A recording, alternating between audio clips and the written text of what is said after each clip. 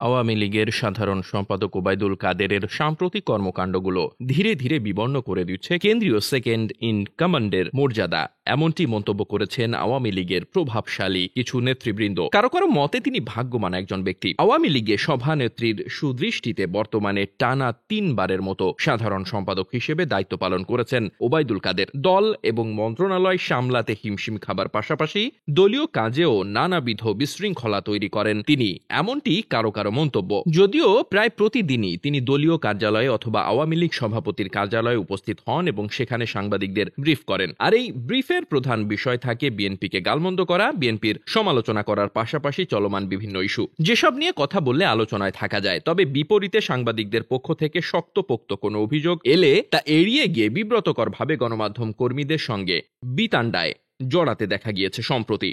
পাশাপাশি মন্ত্রণালয়ের বিষয় নিয়েও তিনি মাঝে মাঝে তার মন্ত্রণালয়ে সাংবাদিকদের সঙ্গে কথা বলেন। সাংবাদিকদের গালমন্দ করা এবং সাংবাদিকদের শিক্ষা দীক্ষা নিয়ে প্রশ্ন তুলেও কাদের মিডিয়া বান্ধব একজন ব্যক্তি হিসেবে পরিচিত। কারো কারো মতে তিনি সব সময় গণমাধ্যমের সঙ্গে কথা বলতে পছন্দ করেন, তাতে কোনো ইস্যু থাকুক কিংবা না থাকুক। এ কারণেই তিনি প্রতিনিয়ত সংবাদ সম্মেলন করেন। কেবল একাই নয়, আওয়ামী লীগের সাধারণ সম্পাদক এও চান যে তিনি যখন সংবাদ সম্মেলন করছেন তখন দলের সিনিয়র নেতারা তার চারপাশে ঘিরে থাকুক। তিনি সংবাদ সম্মেলন করতে পাশে থাকা নেতাদের দিকেও তাকান এবং লক্ষ্য করেন যে তারা মাথা নেড়ে ওবায়দুল কাদেরের বক্তব্যে সম্মতি জানাচ্ছে কিনা। অনেক সময় আবার হেসেও সম্মতি জানাতে হয়। ওবায়দুল কাদের এই সমস্ত বিষয়গুলো লক্ষ্য করেন। সাধারণত দেখা যায় যে সমস্ত আওয়ামী লীগের নেতাদের তেমন কোনো কাজ নেই বা যারা মন্ত্রিত্ব পাননি তারাই ওবায়দুল কাদেরের চারপাশে সবসময় থাকেন। এখন আওয়ামী লীগের সাধারণ সম্পাদকের সংবাদ সম্মেলনগুলোতে নিয়মিতভাবে দেখা যায় সাংগঠনিক সম্পাদক SM কামাল হোসেন, মির্জা আজম, BM মোজাম্মেলের মতো নেতারা ভিড় করে থাকেন।